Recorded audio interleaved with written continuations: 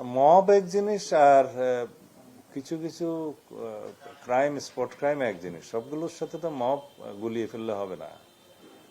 আমরা দেখলাম নরসিংদীতে একটা মেয়েকে ধর্ষণের পরে হত্যা করা হয়েছে, পরে তদন্তে দেখা গেল তার সাথে তার নিজের সৎ বাবা জড়িত।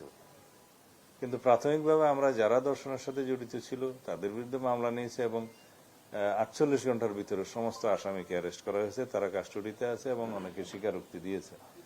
এইভাবে আরো দুই একটা ঘটনার কথা আমরা জানি, চট্টগ্রাম ঘটনা জানি, আমরা অ্যাড্রেস করছি। সমস্ত বিষয়গুলোকে মবের সাথে তুলনা করলে হবে না। কিছু কিছু বিচ্ছিন্ন ঘটনা আছে। এখন আমরা অবশ্যই মবের বিষয়ে সিরিয়াস এবং মব কালচার বাংলাদেশে বিলুপ্ত হবে।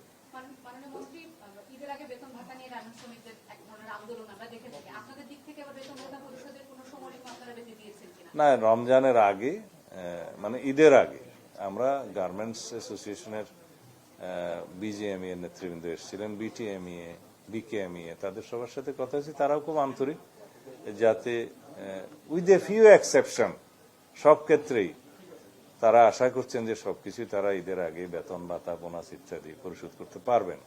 সরকারের সহযোগিতা থাকবে, ব্যাংকিং সেক্টরের সহযোগিতা থাকবে। তারপরও যদি দুই একটা গার্মেন্টসের সেরকম সমস্যা থাকে, আমরা বলেছি আগের থেকে আপনারা সেগুলো অ্যাড্রেস করবেন।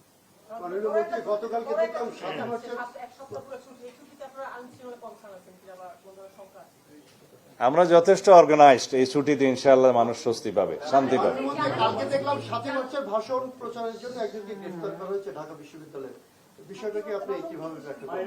এইগুলা কি ইস্যু করে অনেকে দেখলাম যে ছাত্রলীগ প্রকাশ্যে আসছে, এদের বিরুদ্ধে আপনাদের কি ব্যবস্থা থাকবে? যারা ছাত্রলীগ, কালকে যারা যাদের রাজনৈতিক কার্যক্রম বিধিনিষেধ আছে সন্ত্রাস বিরোধী আইনের অধীনে, তারা বিভিন্ন সময় বিভিন্ন রাজনৈতিক কর্মসূচি পালনের জন্য ঘোষণা দিয়ে থাকে। তবে দৃশ্যমান কিছু তো দেখি না। দুই একটা এরকম বিচ্ছিন্ন ঘটনা হলে সেটা পুলিশ অ্যাড্রেস করবে।